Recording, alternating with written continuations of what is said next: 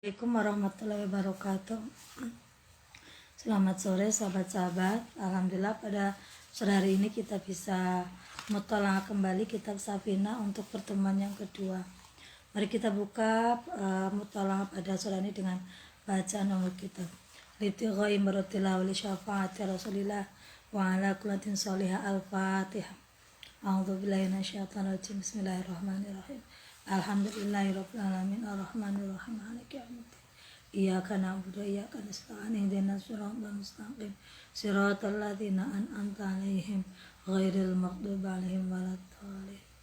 Wala ma'alif rahim wa nafa'ana bi wa bi ulumihi wa bikum fid dharain. Amin ya rabbal alamin.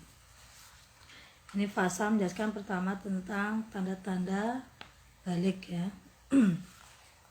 Faslun utawi ki konangget fasal sewijing ibarate fasal. Alamatul bulughi utawi tanda-tandane atau tengere balik. Alamatul bulughi utawi tanda-tandane balik iku salasun ana telu.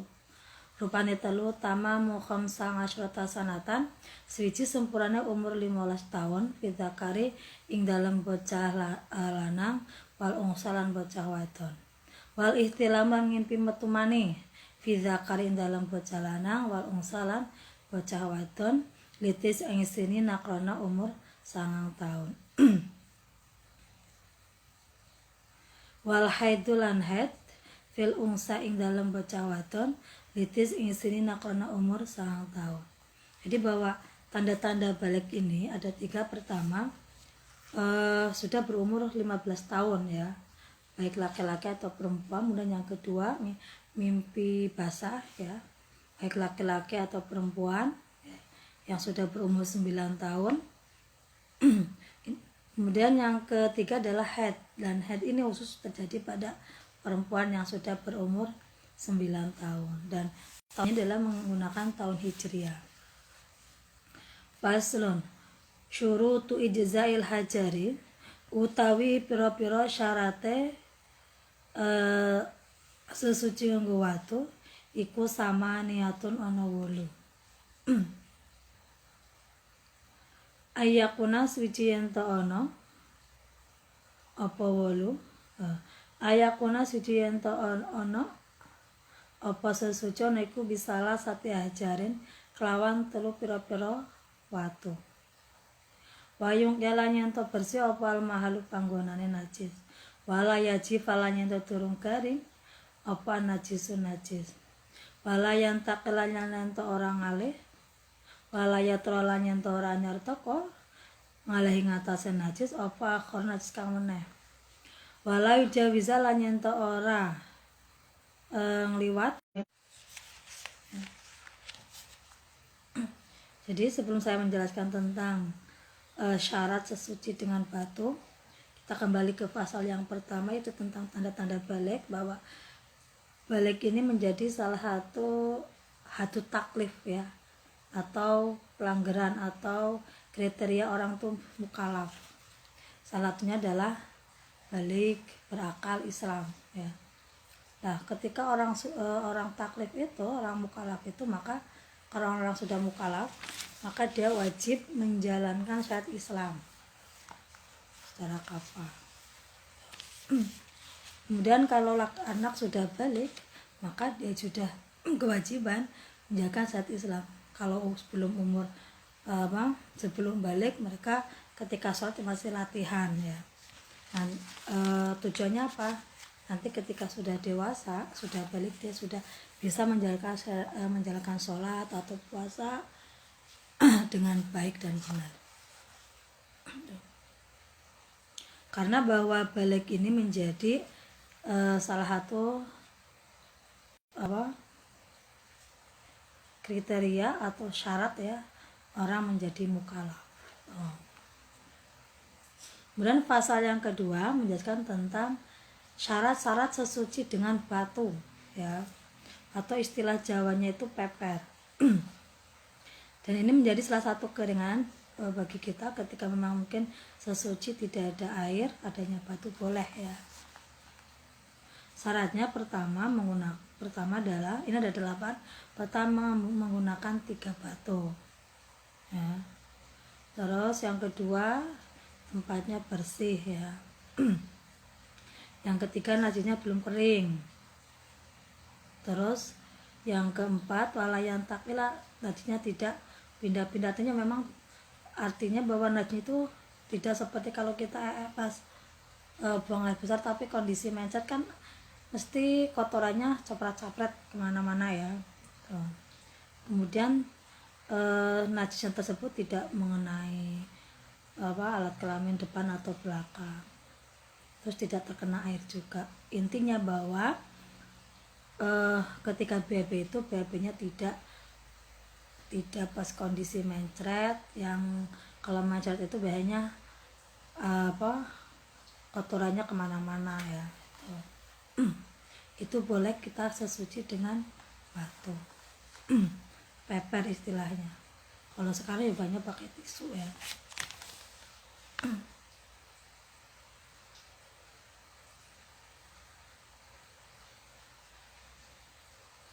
Kemudian yang terakhir bahwa batunya adalah batu suci. Paslon furudul wudu'i utawi iki kok pira-pira fardune wudu. Wa furudul wudu'i utawi wa furudul wudu'i utawi pira-pira fardune wudu iku sitatun ana 6. Al awal te kang dingin iku aniyatun niat. Asane ute kang kaping pindho iku ghusl wajib basurai. Asali sute kaping telu niku ghusl yadaini basuh tangan loro. Mangal mirfaqaini sartane sekot turun. Arrobing ute kang kaping papat iku masu syai'in ngusap siwiji-wiji minaroksi saking sirah. Al khamisu tekan kaping 5 iku ghusl rijlaini basuh sikil loro. Mangal ka'baini sartane entu-entu loro.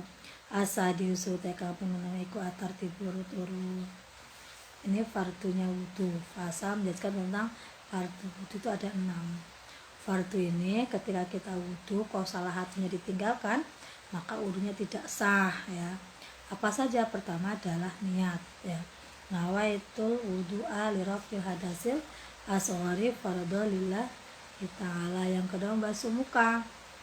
Aniyatu wa qasdu syai'in muqarraran dipilih, bahwa niat itu adalah menyengaja melakukan sesuatu dibarengi dengan perbuatan tersebut. Lah, di sini ketika kita wudu maka niatnya adalah pas ketika kita membasuh muka ya, di mulut kita mengucapkan nawaitul wudu ali rafil hadasil asghari fardhu lillahi ta'ala, di hati kita merentek saya niat wudu karena Allah Ta'ala. Dan yang kedua membasuh muka ya. Mana sih batasannya muka? Jadi muka ini lebarnya itu dari centil ya. Ini kan telinga ada centilnya, centil kanan sampai centil kiri ini lebarnya. Kemudian panjangnya dari tumbuhnya rambut sampai bertemunya zakon ini. Artinya ketika wudu itu semua diratakan. Ketika sudah rata semua ya, baru itu dihitung 1 kali. Dan sebelum rata ya tangan jangan dulu diangkat, diratakan semua. Yang kedua membasuh kedua tangan sampai siku. Yang ketiga mengusap sebagian kepala ya. Ini misalkan sampai jangan hanya di rambutnya saja, kalau bisa sampai kulit ya.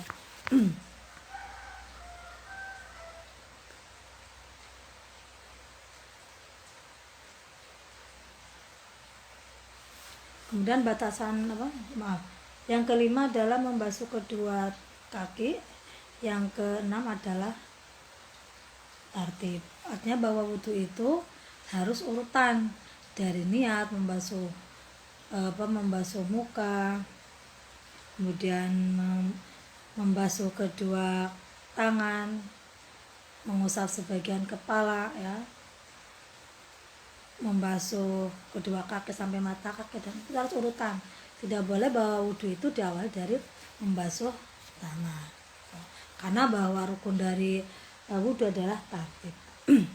Nah tadi batasan kepala itu ya, jadi kalau membasuh sebagian kepala, kalau yang mau dibasuh ya kalau rambutnya itu panjangnya, contoh gini, kita rambut di tengah nih, dikedepankan ya sampai batas-batas rambut. Nah kalau yang di ke belakang kan di batas-batas rambut belakang. Ada diusahakan ya kalau mau wudhu itu rambut yang mendekati kepala, jadi sama kepalanya sudah ikut basah. Nah di sini ada kata-kata membasuh dan mengusap. Apa perbedaannya? Bahwa membasuh itu air harus mengalir ya, jangan kalau ngisap cukup tangan kita yang basah.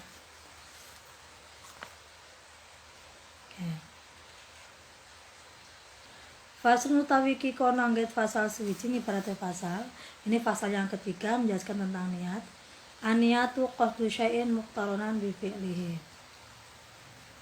Aniyatu tawi niat iku qasdu syai'in niku swiji-wiji muqtaronan haladen barengaken bi fi'lihi kelawan penggaweane syai'ne.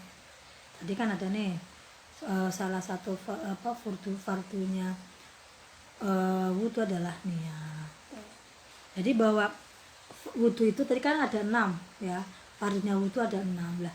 Bagaimana kalau yang berkumur-kumur, kemudian cuci kedua telapak tangan, kemudian mengusap telinga, semua adalah hukumnya sunnah. Jadi kalau salah satu dari tadi kok ketinggalan, maka itu tetap sah wudhunya ya. Tetapi kalau dari 6 fardunya ini kok ketinggalan, maka wudhunya tidak sah. Jadi bahwa niat ini menjadi fardunya wudhu yang pertama.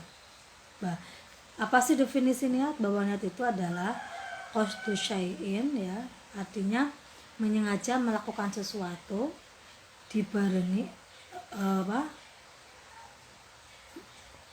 qasdu syai'in nejo itu artinya apa ya? Melakukan sesuatu menginginkan melakukan sesuatu dibarengi dengan pekerjaan tersebut. Itu namanya niat. Lah tempatnya niat adalah di hati. Bagaimana untuk melafalkan watalafuzu utawi nglafalaken biha kelawan niat iku sunatun sunat. Wa waktuha utawi waktune niat iku nginda ghusli awali juz'in nalikane mbasuh kawitane juz. Jadi bahwa melafalkannya, contoh kamu kalau pas mau niat itu, kalau kamu mau wudhu nawaitul wudhu'a, melafalkan nawaitul wudhu itu adalah hukumnya adalah sunnah. Mau puasa juga ya, nawaitu shauma ghadin ngan adain faradhi syahr Ramadan hari sanati fardhi ta'ala, itu juga melafalkannya dan yang penting adalah di hati ya.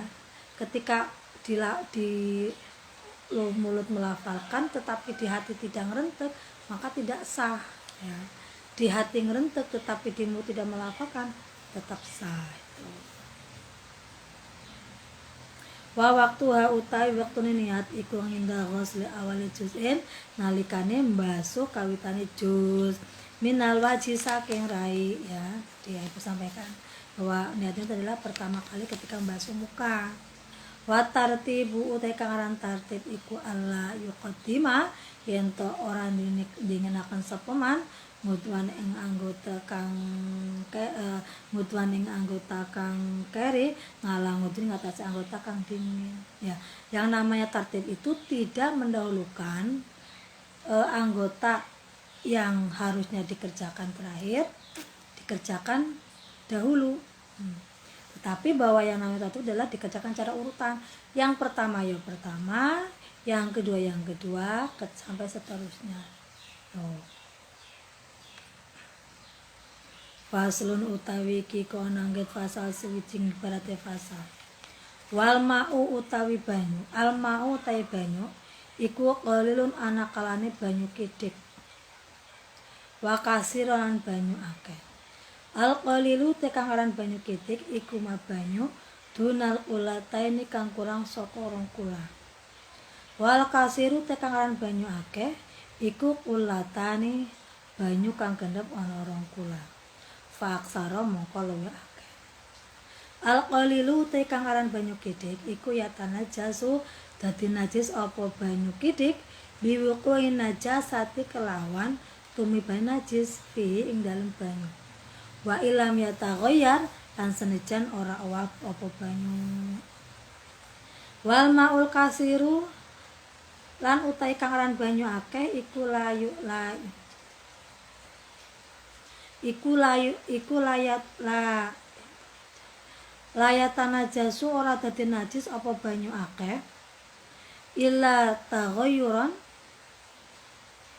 illa idza taghayyaru angin tekalane owah apa tokmu rasane banyu aulaunu atawa warnane banyu aurihu atawa ambune banyune.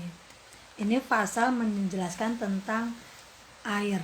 Jadi bahwa air ini dibagi 2 ya. Pertama air qalil, air sedikit. Yang kedua adalah air kathir, air yang banyak.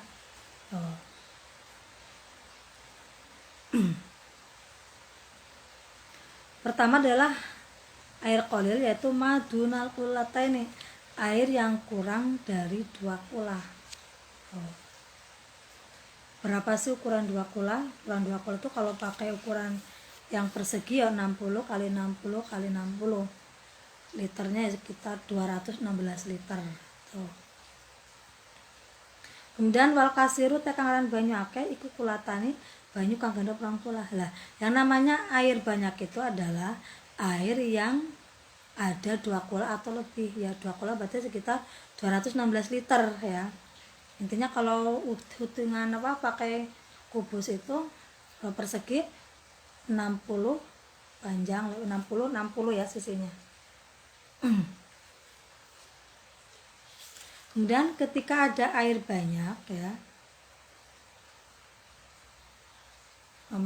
ketika ada air sedikit kok kejatuhan najis, meskipun air tersebut tidak berubah maka air tersebut menjadi najis. Contoh kamu lagi minum nih, kok tiba-tiba ada kejatuhan cecek ya. Meskipun airnya tidak berubah maka menjadi najis. Itu artinya bahwa air sedikit kok kejatuhan najis meskipun tidak berubah tetap menjadi najis. Kemudian yang kedua, air kasir atau air yang banyak. Air yang banyak itu ukurannya adalah sekitar 216 liter ya. Yaitu air yang ketika kejatuhan najis dan tidak berubah salah satu sifatnya ya, maka air tersebut tidak menjadi najis. Tapi kalau berubah maka menjadi najis ya. Contoh kamu punya ada kulah nih bak ya, yang airnya tuh banyak. Ketika airnya tidak kejatuhan bangkai tikus kok tidak berubah ya, maka tidak menjadi najis. Tetapi kalau berubah maka air tersebut menjadi najis, contoh jadi bau. Tapi kalau tidak berubah tidak najis. Tapi syaratnya bahwa air tersebut adalah air yang 2 kulah atau lebih. Oke. Itu ya, oke, untuk pembahasan untuk mutolanga pada sore hari ini saya cukupkan. Walau bisawab, semoga apa yang kita pelajari bersama, karena saya episode dalam mutolanga bermanfaat ya, barokah, dan kita bisa istiqomah dalam mutolanga kitab Safina ini. Walau bisawab, wassalamualaikum warahmatullahi wabarakatuh. Oke Mbak Desi, Waalaikumsalam. Mbak Ade, oh Mbak Ade Asia.